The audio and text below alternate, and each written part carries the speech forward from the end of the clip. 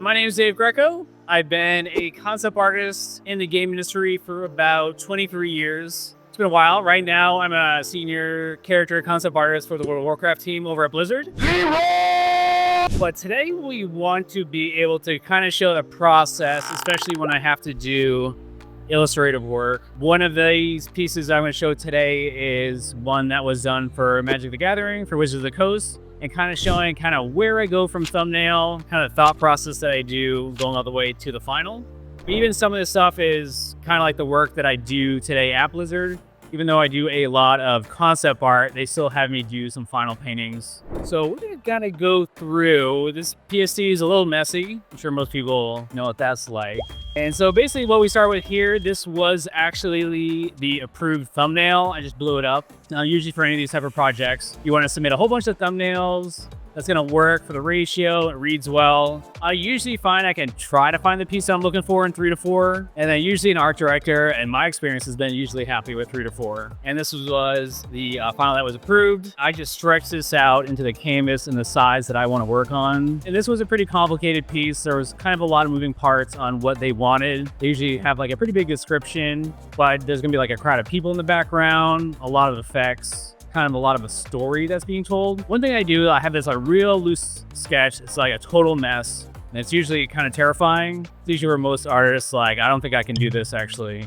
And so basically gone through trying to find some old layers. Usually I kind of just airbrush and start knocking everything away.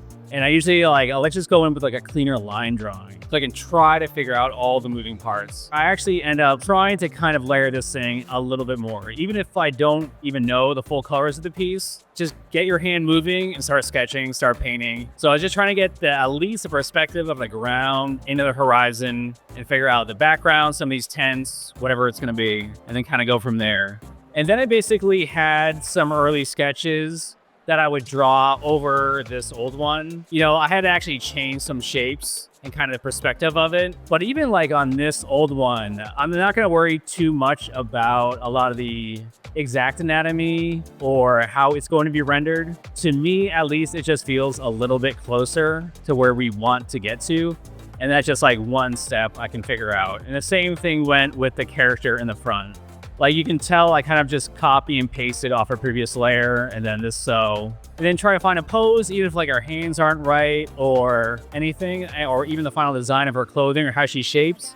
I know I can get her in there and kind of move her around and figure it out. I had a layer set in here for just a block out of people. But as you can see, I'm just trying to do it in small steps that I can kind of figure it out as I go. And then not so much with Magic, but at Blizzard at least, like I'll have to be sending these over in a ton of stages. Now I don't want to spend a lot of time figuring it out if the art director or the art lead is going to completely change or not want something. So even if I had something like this, say like on Warcraft, I would send this over. Is this layout fine? Is this all the people where it needs to be before I spend any time? It's all about like, you don't want to waste any time rendering anything if they didn't even want it to begin with. I knew there was going to have to be a lot of effects, and I didn't want to actually spend time figuring out the visuals of the effects. So basically just making a layer, blocking them in, and trying to find some type of movement with the piece that might just like add to it, right? Where you look in the piece, how you move around, how is the flow working? That needs to work like really, really well. And so if you're just working on your own layer, you can kind of grab a messy brush and just blast this all over the place. At one point where I get an approval, I'll actually start on the render itself. But even you can see like a lot of things aren't figured out, which is fine. Like I haven't figured out the hands. I shoot a ton of hand reference myself. My phone is completely flooded with my own hands. It's super important to me to get those right. And so I'm just trying to figure out kind of like cool, unique shapes that I like. I'm not worried about the final lighting. Even with her here, like I didn't exactly know what I wanted to do with the hands, so I'm like, oh, we'll figure out later. And then this guy seems startled about the whole situation. So I'm still trying to work on the entire piece at the same time. They always say, that's the best thing to do. You don't want to just work from left or right. But I'm always trying to balance kind of everything as I go. Because this was based on existing IP and these characters are actually well-known characters, at least at those beginning stages, I think there's like probably a lot of trust from art directors or whoever that like, oh, they'll get it to where it needs to be. Maybe that's something that might need to get addressed later. And so that's actually sometimes I'll send even more versions of it just to make sure, because I know how much that means for any established IP. That is one of the biggest things. Like, I know this is a Magic piece, but just speaking my previous years at Blizzard is how important that IP is. And that's something that kind of gets in my head where I don't always have an exact classic illustrated feel to my work. And so it's always something I have to juggle when I do Magic work. So the next one was basically how I just work in small stages. Like, all I try to do was try to punch up some color slowly and then just start slowly blocking in the hands and make sure I get the hands right. I actually remember even trying to find a lot of reference of the anatomy of where this bicep is connected. Sometimes it's hard to find reference for direct angles, so you're always shooting weird reference for yourself, but I think that's actually super important for like any piece that you're working on. If it feels weird, try not to make it up. You know, sometimes you can get something that kind of coasts by, but like if you can shoot reference or find reference, just spend the time to do it, because especially if you're looking for any studio or work, it's almost just as bad if an art director or a recruiter sees your work and they just know you didn't go find a reference, because it just seems like you didn't want to spend the time to find a reference, not just that you didn't do it right. So you didn't want to put the extra effort in to shoot the reference. Even like a lot of portfolios I've looked at today, I usually ask them, like, did you find a reference for this part? Did you look to see if this anatomy made sense? And most of the time they say no. So I think actually just spend the time, find the reference. I always had this quote in my head, not quote, but like story, especially about like John Singer Sargent, how he would scrape off a hand or a finger like 10 plus times till it felt right. If something does not feel right, keep coming back to it, because you will find a spot where it does feel good. Just don't ignore it and keep going. Like, I do that a lot, and I find 9 times out of 10, it's probably 10 times out of 10, that it was worth the time, even though it was a nightmare, to fix a spot that was really bothering you. And then shoot reference. If the reference doesn't work, shoot other reference. So this next one, like most pieces, you can kind of keep tweaking in between. I start visually going around the piece, what reads and what doesn't read. Not just as like him onto the background, but is part of the hand not reading well, is part of the chest or this other hand. And then trying to figure out nice shape design that exists in between everything. I'm kind of just talking about what it feels like, even in small areas, where you can find like interesting kind of negative space that will exist in between everything. Like making sure there's no crazy tangents, even though his finger is touching his shoulder right there. And really kind of digging in on like what's making it read and not, and really kind of dive in and go from like top to bottom. This part of the painting is always my favorite time to paint, no matter what I'm working on. You're kind of past that panic stage where you're kind of questioning your entire decision that you want to have a career as an artist. You have no idea what you're going to paint, and you feel like the pieces are kind of sliding in, and you can kind of have more fun rendering, which is usually the best place to be. And so a lot of this piece was, he was supposed to be turning, from a statue back into like human form. So I was really trying to think of something that might kind of show the dissolve and kind of rock pieces breaking off. And she's doing it by accident. I started to have a little bit towards the edge. I didn't want to feel like just a grayscale version of the human form. And so especially since a lot of these have to, read small, it felt more, I think I actually had some previous versions where it was on there, but if I can make it feel more kind of like a rock slab or structure, it might read a little bit better like stone. So that's a good thing to look at right there.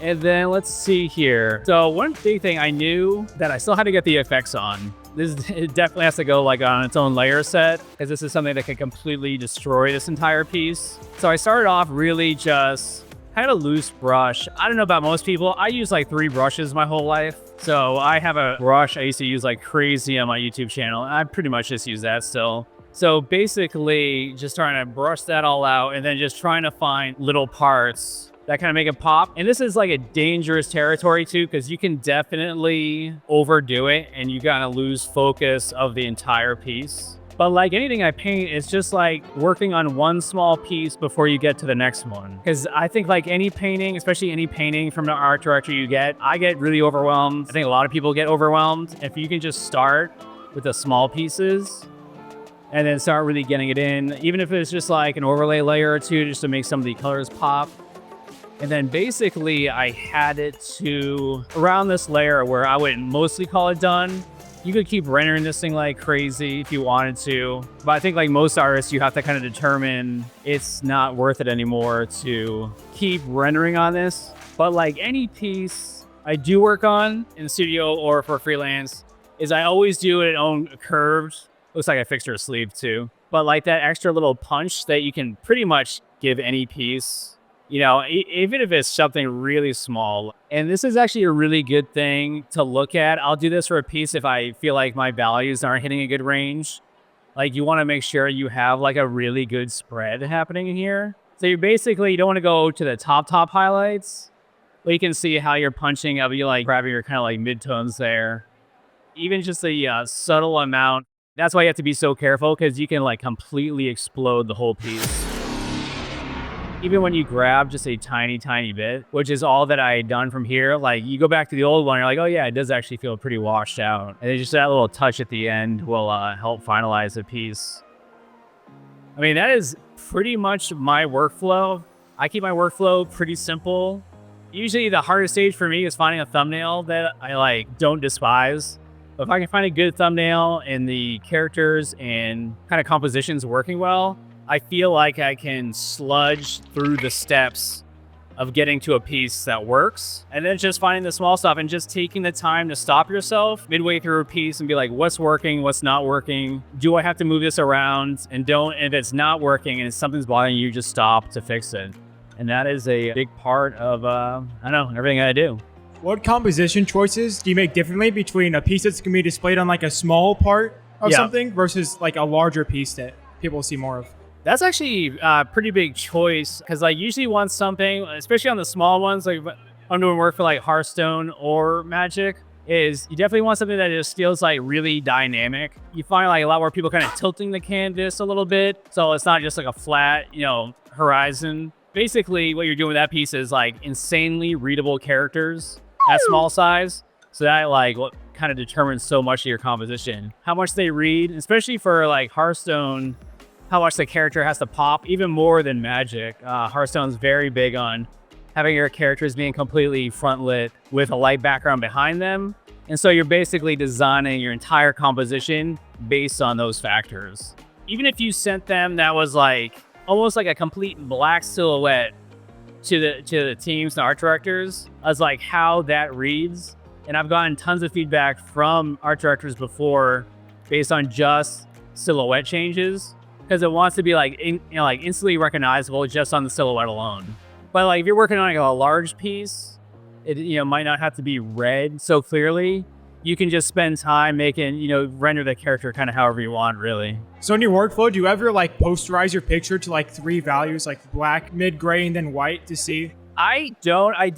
There was for a long period of time where I was doing complete grayscale illustrations before I took it to color. I was finding a lot of value problems in my work. So I spent the time, like a year or two, I just went back to spending a ton of time doing grayscale just so I could really figure out where my values are at, then bring it to color. Where lately I can hop into color a lot faster. I don't do a lot of like crazy weird things in Photoshop either. Like I kind of just sit there and I just start rendering.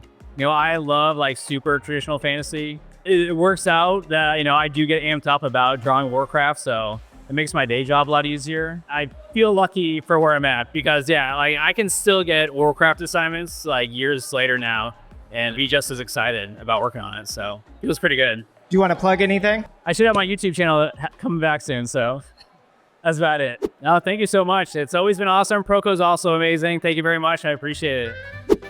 Getting a glimpse into how digital artists create their work is valuable to developing your own workflow. That's why you should go to proko.com/digital painting to learn from artists like John Nymeister, Marco Bucci, and Jeremy Vickery. They'll walk you through their digital process and give you a greater understanding of how to tackle a digital painting from start to finish.